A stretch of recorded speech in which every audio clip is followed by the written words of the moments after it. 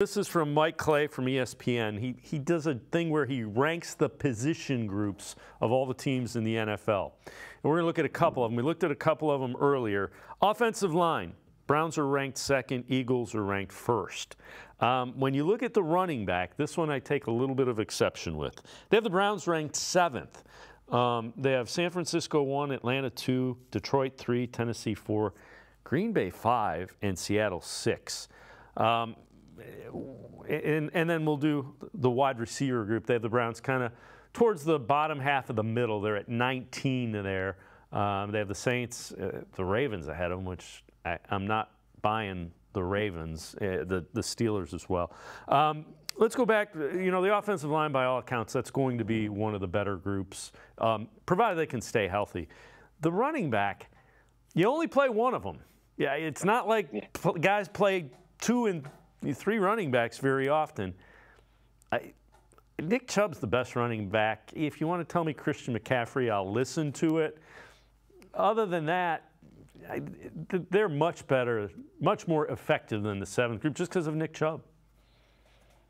Yeah, I think they're putting a little too much stock in the depth there, and they probably looked at it as, oh, Kareem Hunt left, so they fell off a bit. But, you know, it's like you said, Nick Chubb's the best in the NFL right now. I think him alone puts you in the top 3 if you want to say that, you know, 49ers, Titans, somebody like that might have a better actually, I don't think the Titans have better backups. But if you want to say somebody has some better backups than the Browns do, you know, perhaps. But, yeah, Nick Chubb is going to be the one carrying the ball the majority of the time. I think we're seeing kind of a committee thing. We will have a third down back out there occasionally. But I think, you know, Stefanski's been pretty real back, so it's going to be Chubb, and they're going to get back in the NFL. And, Randy, the wide receiver group, he ranks at 19.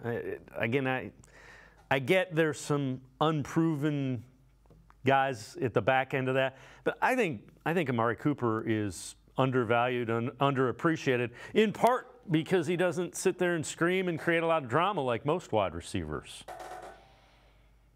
Yeah, I think because he's so quiet, people, you know, I'll just often assume he's not a great wide receiver, which is a really weird thing because you get annoyed with the loud and, you know, the just monstrous receivers like an Odell Beckham, who I agree with you. I don't think that the Ravens need to be ahead of them. I think, you know, that their wide receiver corps is not very good.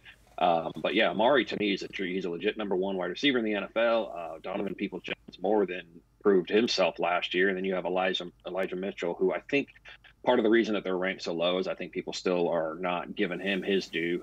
They think that, you know, the struggles that he kind of had in his second season with the Jets just basically means that he's not a good player, when it was really just a poor fit with an offense that really wasn't doing very well. So I think that they have, you know, some weapons. Cedric Tillman showed in the first preseason game that he can play too. So yeah, I think 19 is a bit low for them. Yeah, I'm really excited to see what they do with Elijah Moore from the Jets as well.